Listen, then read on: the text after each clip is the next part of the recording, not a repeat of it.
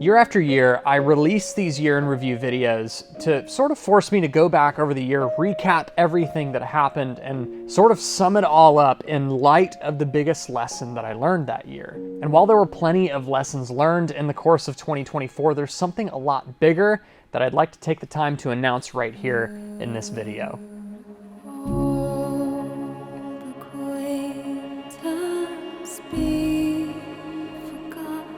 But first, I want to give the sequence of events in the last 12 months the nod that they deserve. In December 2023, Chelsea and I were going to take a break from California to see family in Texas and Kentucky over Christmas. Now, at the time, I'd been doing a lot of online shopping for a reliable cross-country platform to sink some money into, specifically a Mooney 201.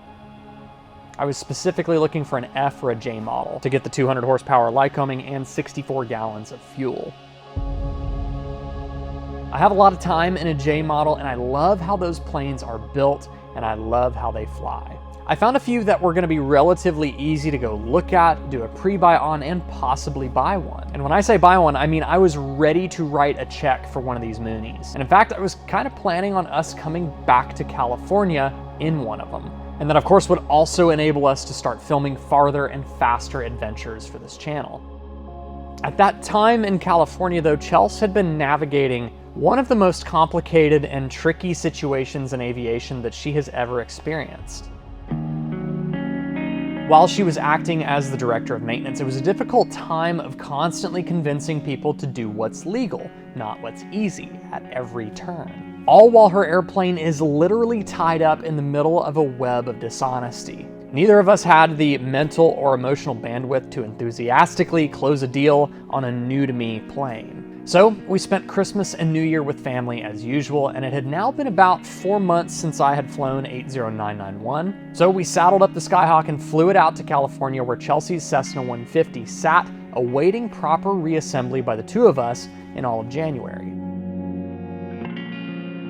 All in all, while we were in California, we only got a few trips in 991, including, of course, Catalina Island and Halter Ranch for an overnight winery visit. But most of our time spent on the beautiful central coast of California was spent in crunch time while Chelsea personally reassembled 5.6 X-Ray with me, the apprentice, helping out where I could. Finally, the day came to pull her 150 out into the sunshine for the first time in 4 months, to run the engine, test the systems, and get ready for the first shakedown flight after all that maintenance.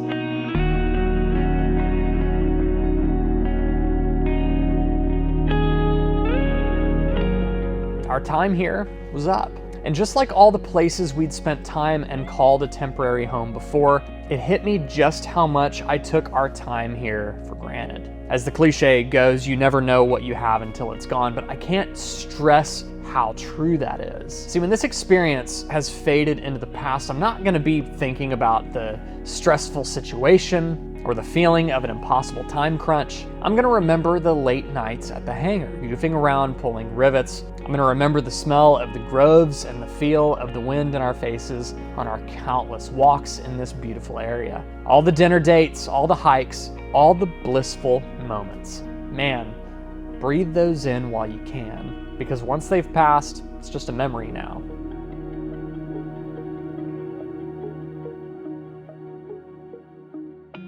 With both Cessnas squawk-free and fueled up, we turned in the keys to our temporary home, packed all of our belongings, said goodbye to this chapter of our story, and began the long process of moving 2 planes and a full SUV eastbound to our new home in the hills of Western Kentucky. I produced a feature-length movie of that entire trip called Home on the Horizon. And in the plethora of traveling stories Chelsea and I have to share, I think that trip is my favorite so far. After dropping off her 150 in her new T-hangar, we took a first look at the house we'd committed to sight unseen, signed the lease, and hopped in the Skyhawk to head to Texas just in time to attend my brother's wedding. But before we airlined back to California to get my SUV to begin the 2,000-mile road trip east, there's one more task I need to accomplish.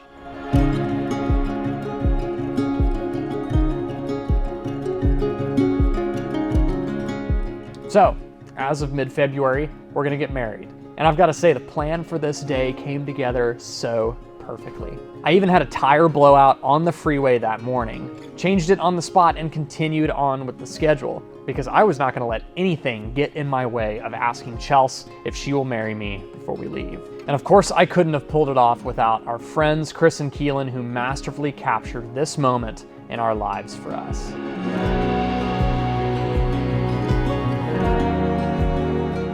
The next 2 weeks involved a lot of driving until we made it back to Chelsea's home state, and where we're both going to call home until we figure out our next big move. After that absolute marathon of flying and driving in all of February, we really felt like figuratively closing the hangar doors and just staying put for a while.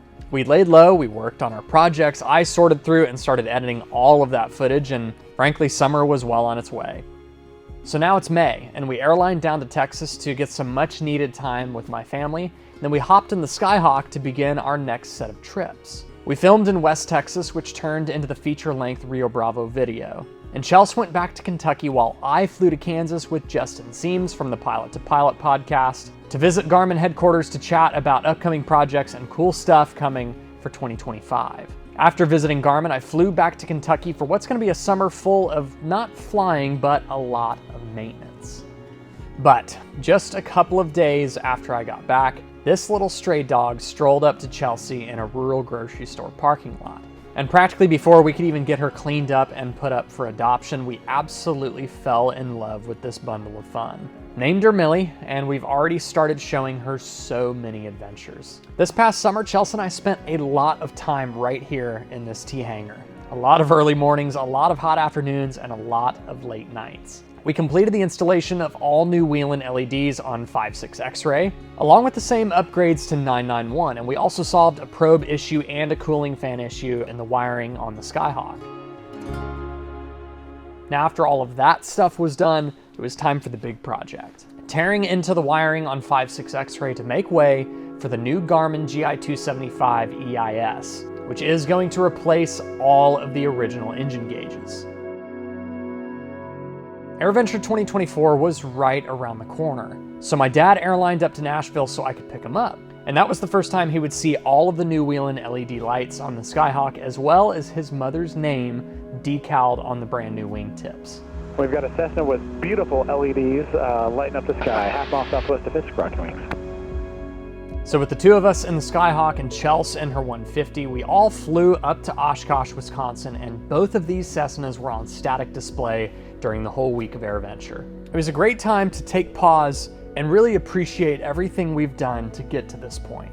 The lead up to Osh getting both of these planes ready for the trip involved a lot of late nights at the hangar. A lot of backaches from being under the panel rewiring so many things, lots of greasy and bloody knuckles, lots of cuss words, lots of frustrating moments. But looking back on it now, it's yet another example to me that the good times are happening right now, right in front of you. And I always try to remind myself that this moment that we're living in right now is very soon going to be one of those remember that one time sort of reminiscence. And AirVenture 2024 was certainly one of those weeks that really reminded me of that. To just take it all in while it's happening, so that one day when we say remember that one time, I can feel confident that I was fully in the moment when it was lived.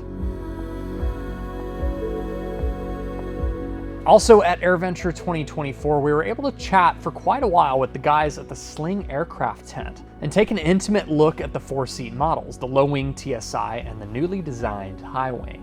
If you're not familiar, Sling Aircraft is a company based in South Africa that designs and builds modern experimental and light sport planes that fit actually a wide array of missions. Their designs have really made their mark in aviation all over the world. And by seeing these beautiful machines up close at AirVenture, my drive for buying a cross-country plane was reignited. I couldn't help but dream, what if? I'm a big numbers guy. I felt like, for now at least, by the metrics, a Mooney 201 really fits my mission. 150 knots true in cruise, about 1,000 miles of range, about 1,000 pounds useful load, 4 seats, and the ability to easily convert the back seat to a cargo area if needed. Mooney is also unique in its airframe structure. It's a monocoque design, also with tubular bones. So in the absence of an airframe parachute, I feel like that's the next best thing to protect the occupants in the cabin in the event of an engine failure. But man, look at these things. Brand new, custom built, and experimental, which is a huge advantage. 150 knots or more in cruise, a modern turbocharged Rotax, 1,000 pounds of useful load, 1,000 miles of range with the long-range tanks, plus the option for an airframe ballistic recovery system on both the TSI and the high wing. That option is a huge deal to me. But which one? And slow down, I haven't even flown either of these planes yet. I've only ever seen them posing at a trade show. We made it back home from AirVenture. My dad flew back to Texas in 991, and Chelsea and I spent a couple of weeks following up with texts and emails from the busiest work week of the year. One of those follow-ups, of course, was Sling Aircraft. In mid-August, we met with Matt, Jean, and Matthew in Torrance, California, got a tour of the impressive Sling Pilot Academy, walked through the Build Assist Center, and prepared both of these new Slings for a flight to Catalina Island. So this is all footage that I have not edited or released yet. It'll post as part of the series in January 2025. But to sum it up, first I flew in the Sling TSI and Chelsea flew in the high wing. Chelsea was just having fun in the moment playing with the airplane while I was sitting in the TSI collecting performance data with my eyes, pretty typical. And we set both birds down on runway 22 to grab cookies at the airport restaurant and switch planes.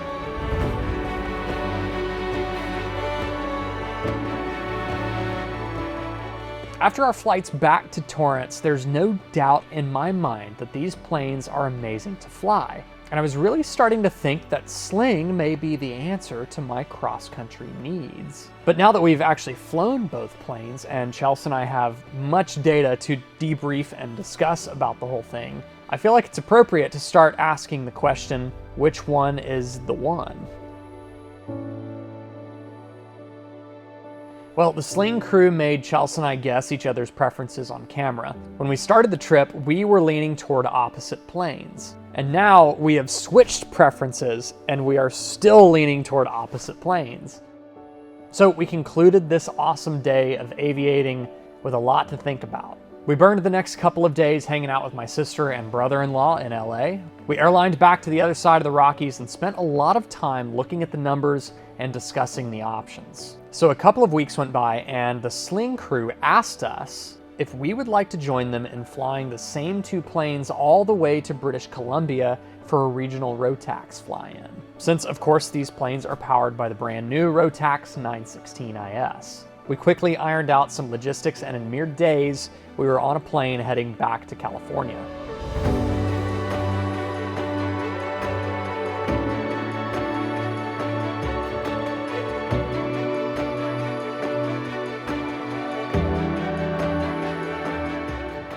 Not only did this trip give us the opportunity to experience these planes on a real cross-country mission, but it also gave us the opportunity to get to know Matt and Matthew on a long trip. And these dudes were a blast to travel with.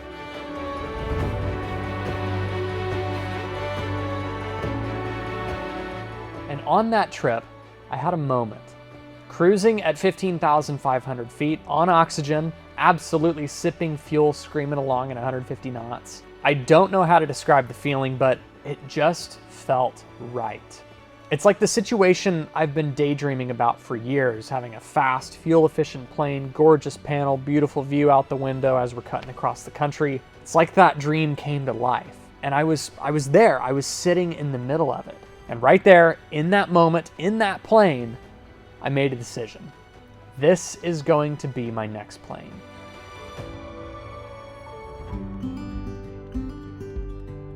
I'm very pleased to share with all of you that I have signed the purchase agreement to build one of these planes at the Sling Build Assist Center in Torrance, California in 2025. The deposit has left my account and the kit is currently being packed into a shipping container in Africa to head to California. We're doing this, it's real, this is happening. And I couldn't be more excited or more grateful for all of the support I've gotten from all of my friends and family, from Chelsea, and from all of you who have supported the content on this channel since the first video was uploaded in 2010. For Chelsea and I, this airplane is going to open up all new missions, new destinations with super long range and turbocharged performance. And we're going to customize this plane to accommodate all of the cameras to continue to capture those adventures for weekly videos right here on Aviation 101. Chelsea and I are going to film the entire build process of this plane in stages from unboxing the crate all the way through test flights. And we're going to do all of that alongside the expert sling builders in California. The process it took to get to the final decision of which sling to build is actually a good story, and the decision as to which plane will be revealed in the upcoming series in January 2025. Until then, I'm curious to hear your comments down below as to which sling you think it's going to be, as well as which one you'd go with. To an awesome weekend. So, in the light of all of this, if I had to narrow this year down to one central lesson, I'd have to say it taught me grace and patience when I am not where I want to be. Even though an event or a series of events may derail your plans to reach your goals, rest assured that if you stay focused on those goals and you continue to work hard for those goals, things will often turn out far better than you could have imagined. The best things in life are placed on the other side of discipline, hard work, and sacrifice for a reason. So stay focused. And as I've said in the past, turn your discouragements into discipline.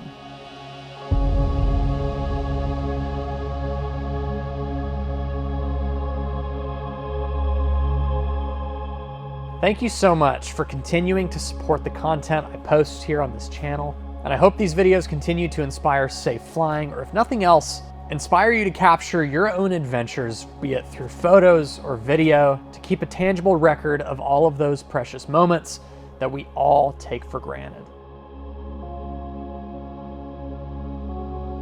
I wish you a Merry Christmas, Happy Holidays, and a very Happy New Year.